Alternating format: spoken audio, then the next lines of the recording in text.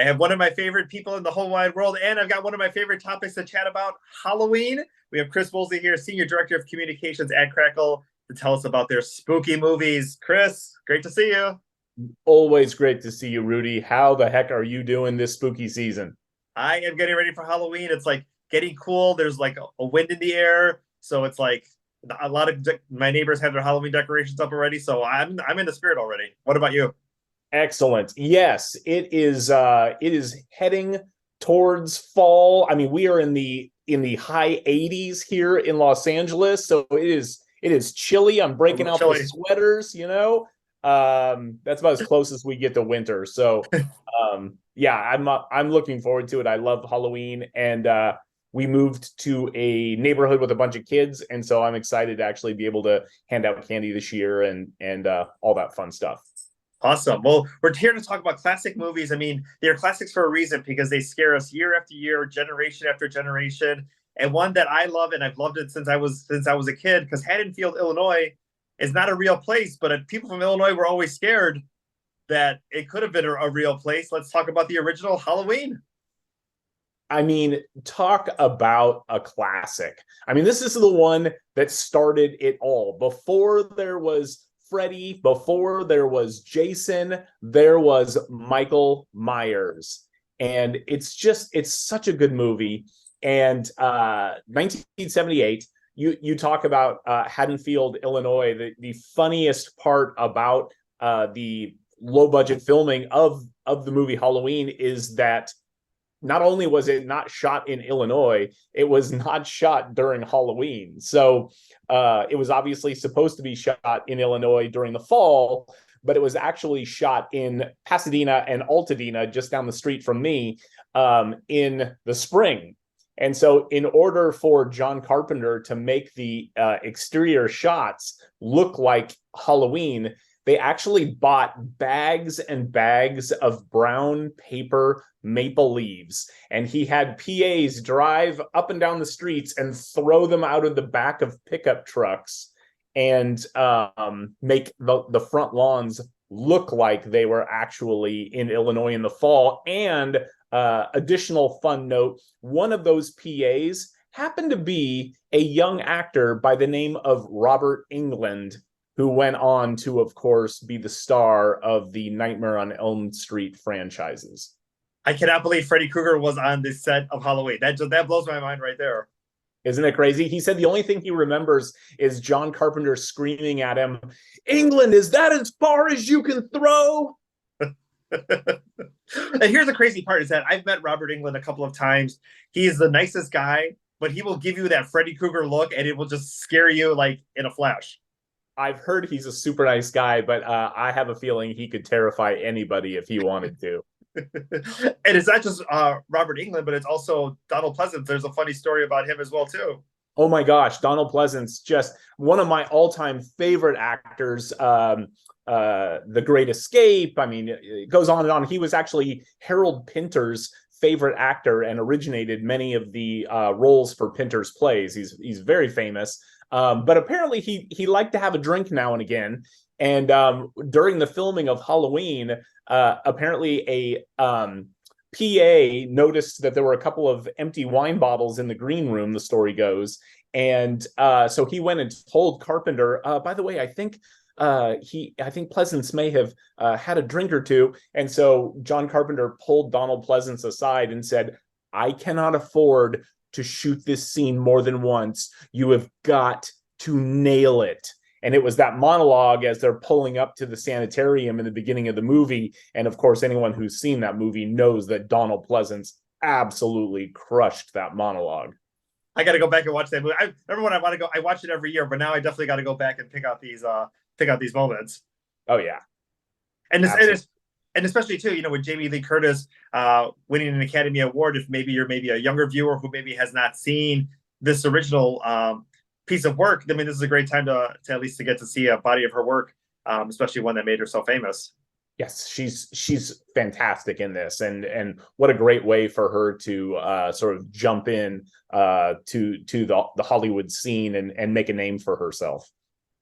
Now, Dracula has been a name that we've associated in books and in movies, And people, this legend goes on and on. But let's talk a little bit about Nosferatu, because this was inspired, but also got into a little bit of trouble with the connection. For sure, for sure. So the producer and director, they wanted to basically do their own film version of Dracula, but they didn't want to license the movie from the estate of Bram Stoker, who at that point had passed away. And so they just changed enough elements of the story that they thought would keep them safe. So instead of Count Dracula, it was Count Orlok. Instead of Romania or Transylvania, it was in Germany. And so, they thought, well, we'll be safe. Well, it ends up they were not safe. And so Bram Stoker's estate took them to court and sued successfully. And unfortunately for them, they had to pay out quite a bit of money to the estate because of that. But you also hear, no press is bad press. So I think probably with all that, people, this movie kind of lives on and on of, because of that controversy. For sure. And apparently the lead actor, Max Schreck, who was a huge name at the time in Germany, had done like 40 feature films.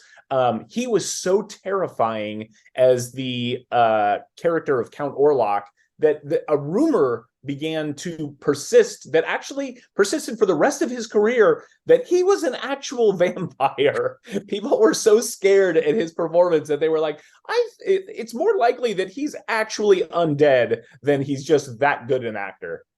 And the movie was banned in Sweden for 50 years. 50 years. 50 years. What do you have to do to get banned in Sweden for 50 years? That's how scary this film is. Yeah, and it's influenced hundreds of horror directors. You can see there's lists and lists of horror directors who count Nosferatu as one of their biggest inspirations. Let's talk a little bit about House on Haunted Hill, a classic movie, but also inspired someone else to make their own movie. Yes. So House on Haunted Hill cost about $200,000, and it pulled in $2.5 million. Much to the credit of Vincent Price, who is amazing in it and terrifying and has one of the greatest voices in film history. But so Alfred Hitchcock went to go see this film, and he was like, hey, if these guys can have a low budget film bring in 2.5 million, goodness knows what I can do. And he went home and put together the pieces that became known as Psycho, speaking of Jamie Lee Curtis and her mother, Janet Leigh. But yeah, and it was, of course, a runaway success. Let's talk a little bit Vincent Price. You just mentioned him because such a legend in the horror film genre. He was on Scooby-Doo. He's on the voice of Michael Jackson's Thriller. So yes, there's a lot of ways that people might have known him, but maybe some of the younger generation who maybe, I hear the name and may not know like the impact that he had on this genre. Yes, so Vincent Price was one of the greatest names in the horror genre, and was the lead in, I think, close to 100 most of them low budget horror films. I guess House of Wax was probably one of his biggest, but House on Haunted Hill is also definitely a fan favorite for sure, and it is really spooky. The movie opens with a black screen and a woman screaming at the top of her lungs, and it was so terrifying to audiences that it actually started a trend of spooky records. And I'm dating myself, but when I was a kid at Halloween, a lot of times people would get record players and they would play these spooky records and boom it out of their house, and those records had like people screaming, or werewolves snarling, and vampires, bats flying around, and those records were inspired by House on Haunted Hill. And I'm sure they probably go for a nice pretty penny here on eBay if you still have them in good condition, to say the least. And the final one here, Carnival of Souls. Let's talk a little bit about that movie. So Carnival of Souls is one of the strangest films you could ever possibly watch. I was explaining it to someone the other day. I said, if like me, you've never done drugs before, you don't have to. All you have to do is watch Carnival of Souls, and you will get the exact same experience as if you took all the drugs and you'll know exactly what it feels like. It is the weirdest movie. It's about a young woman who is in the beginning of the film, she's in a drag race with some ne'er-do-wells. How often do they do well? Nair. And during this drag race, her car crashes off a bridge, but she survives, supposedly. And later on, a short time later, she is hounded by these souls that are undead. Maybe they're strange, and she can't get away from them. And she feels like they're pulling her into their world of the undead. It is the weirdest movie. It was shot for a shoestring, like $15,000. There was a crew of 6 people, including the director, Herc Harvey, who made this movie. His first residual check from the distribution company bounced. And by the time he got the second check and got down to the bank, he was then informed that the distribution company had gone out of business, unfortunately. The funniest part of this, maybe not to him, but definitely to me, is that the editor forgot to put the licensing text on the final print of the film. And so the first time the movie actually aired at a movie theater, it went into the public domain instantly. And so, yeah. So it's been licensed by or distributed by dozens of companies now, just because it's in the public domain and nobody can own it. That is crazy. Make sure you hire the right lawyer when you're doing a movie. Have somebody go back and check it before it goes out. I mean, that's a lot. Number one, it's a spooky movie, but also a good lesson for film directors now to know. Absolutely. Awesome, Chris. Well, thank you so much for your time today. Go ahead and catch all these movies for free on Crackle. And happy Halloween.